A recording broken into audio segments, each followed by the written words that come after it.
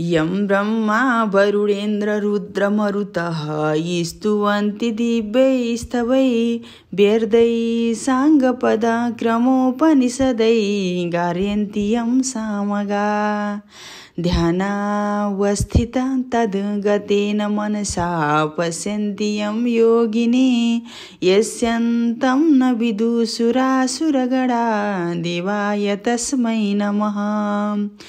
श्रीमञ्चन्दनचचिचुचलपू शुक्लाम्बरा मल्लिका मालालङ्कृतकुण्डला परविलसन्मुक्तावली शोभिता सर्वज्ञाननिदानपुस्तकधरा रुद्राक्षमालाधरा वाग्देवी वदनाम्बुजे वसतु मे त्रैलोक्यमाता चिरम्।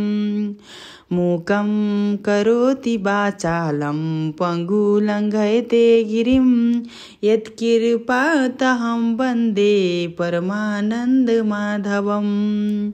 नमो भगवते तस्मै व्यासायामिततेजसे यस्य प्रसादादस्यामि नारायणकथामिमाम्। नारायणं नमस्कृत्य नरं चैव नरोत्तमं देवी सरस्वती व्यासं ततो जयमुदीरयेत। अथ षोडशोऽध्याय। कुमारजी आज्ञा गर्नुहुन्छ हे अगस्त्य मुनि। त्यसपछि एक दिन शिवजीलाई वन विहार गर्ने इच्छा भयो। त्यसपछि उहाँ मृग रूप धारण गरेर कसैले थाहा नपाउने गरी श्लेषमान्तक वनमा जानुभयो। मृगहरूको बथानमा सबैभन्दा ठुलो मृग भएर मृग र मृगिणीहरूसँग रमाएर परम आनन्दले रहन लाग्नुभयो।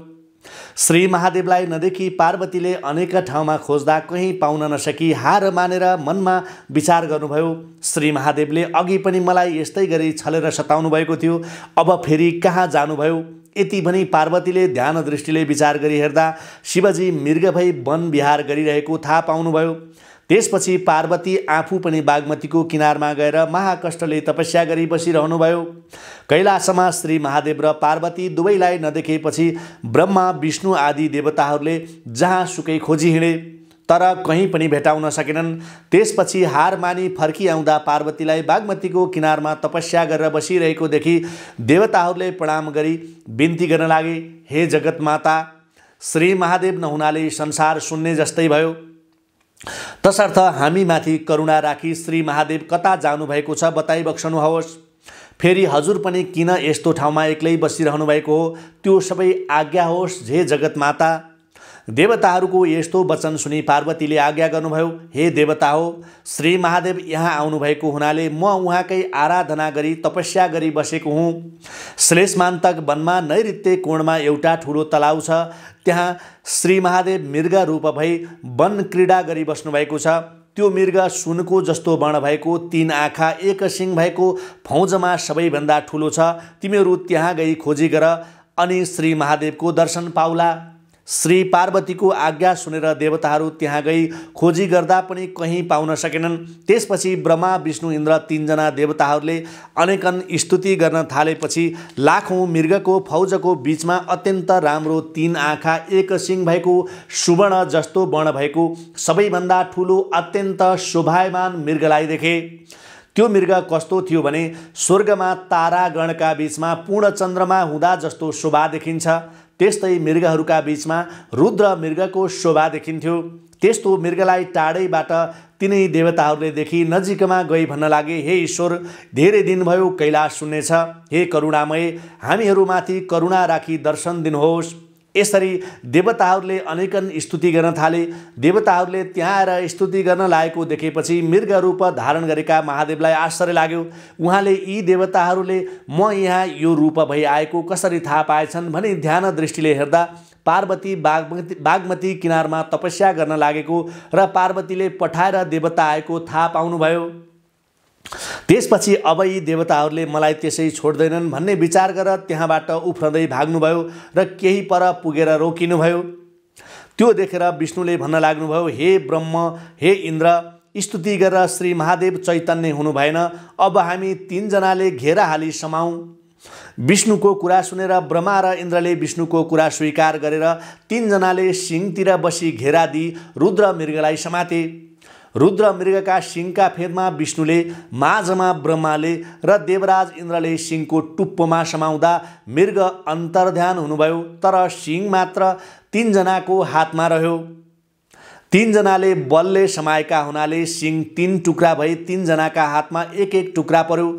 त्यस्तो देखि विष्णु आदि देवताहरूले भन्न लागे, हामीहरूले साह्रै ठुलो अपराध गर्यौँ, अब कसो गरौँ। यति भन्दै तीनैजना त्यहाँ बसेर अत्यन्त दुखी हुँदै फेरि शिवजीको स्तुति गर्न लागे। हे ईश्वर, हाम्रो यो अपराध क्षमा गर्नुहोला।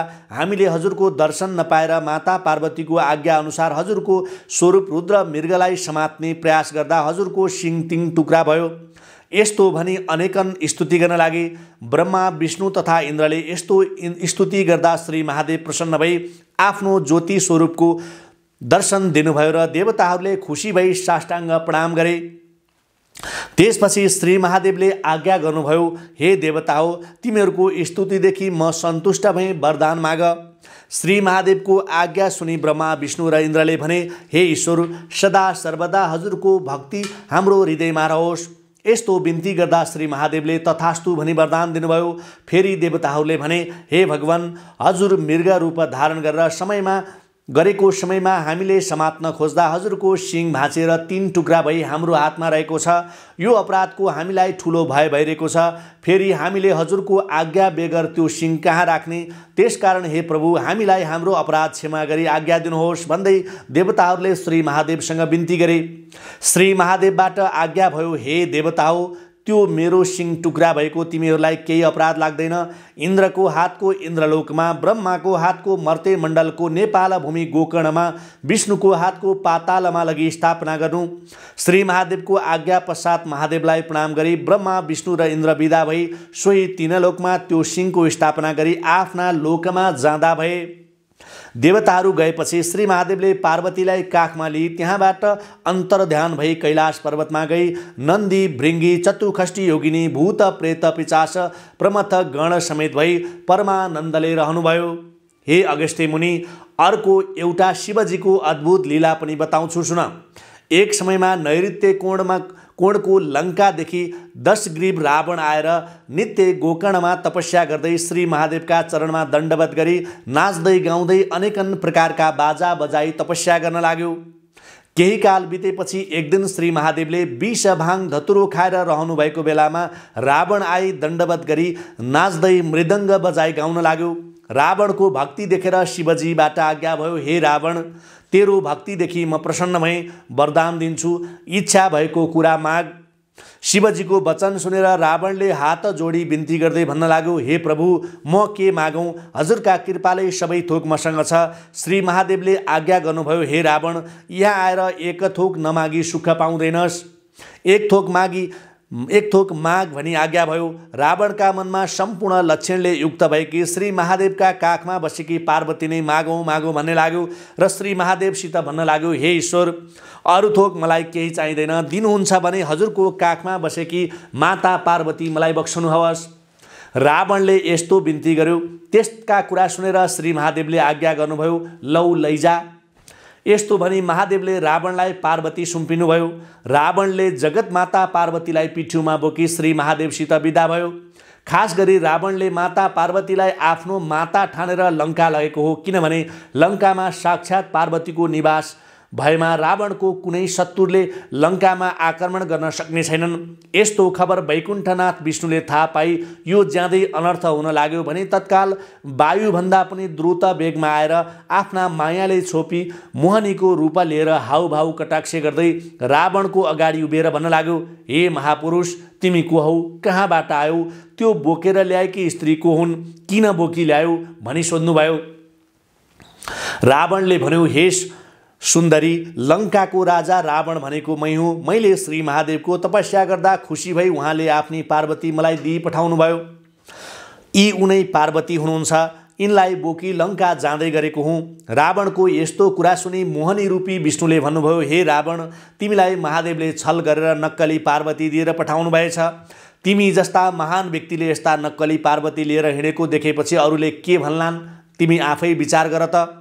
यस प्रकार मोहनी रूप धारण गरेका विष्णुको कुरा सुनेपछि रावणले साँच्चै श्री महादेवले मलाई छल गरेका रहेछन् भन्दै ती पार्वतीलाई त्यहीँ छाड्ने विचार गरेर मोहिनी रूपसँग सोध्न लाग्यो। त्यसो भए महादेवले सच्चा पार्वती कहाँ राखेका छन् त त्यो पनि बताइदेऊ। यस्तो रावणको उत्तरले मोहनी रूप धारण गरेका विष्णुले भन्न लागे, लौ सुन, श्री महादेवले आसन गरी राखेको बाघको छालाभित्र साँच्चै कि पार्वती लुकाइराख्नु भएको छ, बरु चाँडै गई मागेर लैजाऊ। यस्ता अनेकन्तरका कुरा मोहनी रूपले गर्दा रावणले पत्याई पार्वतीलाई त्यहीँ छाडी आफू फर्केर चाँडै कैलाश पर्वतमा गयो। त्यसपछि श्री विष्णुले पार्वतीलाई वैकुण्ठमा लगी अनेकन तरहका पूजा गरिराख्नुभयो। त्यसपछि रावण श्री महादेव भएको ठाउँमा गएर बिन्ती गर्न लाग्यो, हे ईश्वर, तपाईँले मलाई छल गरी पार्वती जस्तै अर्कै आइमाई बनाई दिनुभएछ। यो रहस्य मैले थाहा पाई बाटोमा फालेर आएँ। दिने भए तपाईँले आसन गरिराखेको बाघको छाला मुनिकी पार्वती दिनुहोस्। रावणको यस्तो कुरा सुने श्री महादेवले ध्यान दृष्टिले विचार गरी हेर्दा पार्वतीलाई विष्णुले आदरपूर्वक वैकुण्ठमा लगेर पूजा गरिराखेको थाहा पाउनुभयो। त्यसपछि मायाले अर्की एउटा नारी सृष्टि गरी आसन गरिराखेको बाघको छालाभित्रबाट निकाली लौ लैजा भनी रावणलाई दिनुभयो।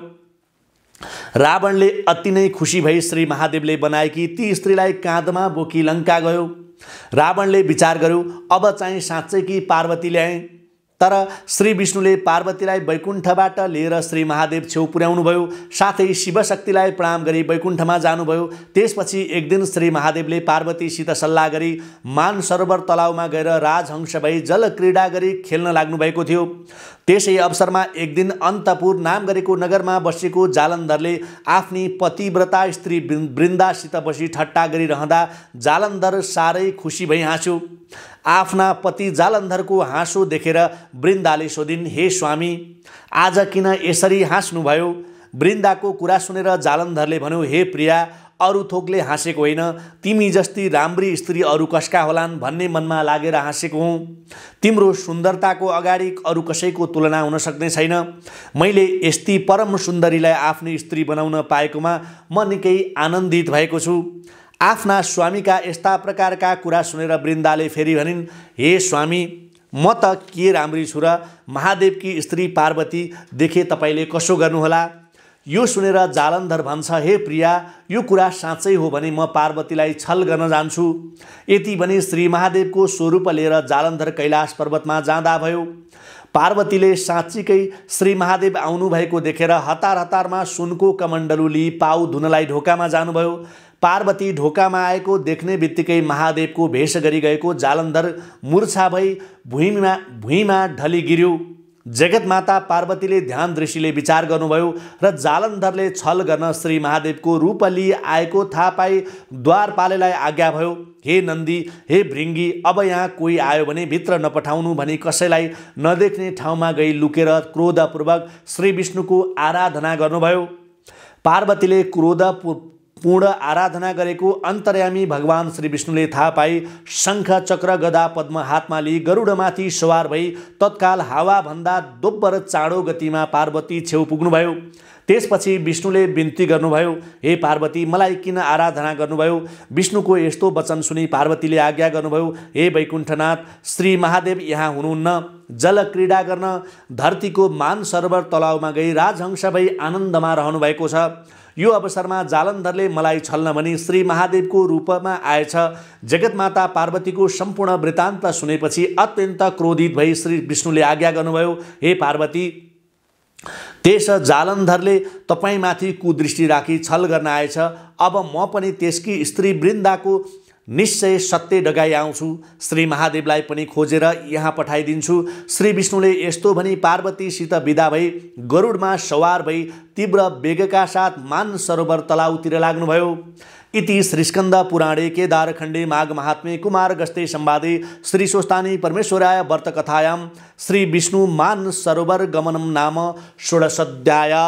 श्री स्वस्तानी परमेश्वरी की जय। उपनयतु मंगलम व सकल जघन मंगलालय श्रीमान दिनकर किरण निबोधित नव नलिन दल निवेक्षण कृष्ण काले वर्षतु पर्जन्य पृथिवी सस्यशालिनी देशोस्यं क्षोभरहितो ब्रह्मणा सन्तु निर्भया अपुत्रा पुत्रिण सन्तु पुत्रिण सन्तु पौत्रिणः निर्धना सधना सन्तु जीवन्तु शरदं शतम् तत्रैव गंगा यमुना च तत्र गोदावरी सिन्धु सरस्वती च तीर्थानि सर्वाणि वसन्ति तत्र यत्राच्युतद्वार कथा प्रसंग या कुन्देन्दु तुषारहार धवला या शुभ्रवृष्टावृता या वीणा वरदण्डमण्डितकरा या श्वेत पद्मासना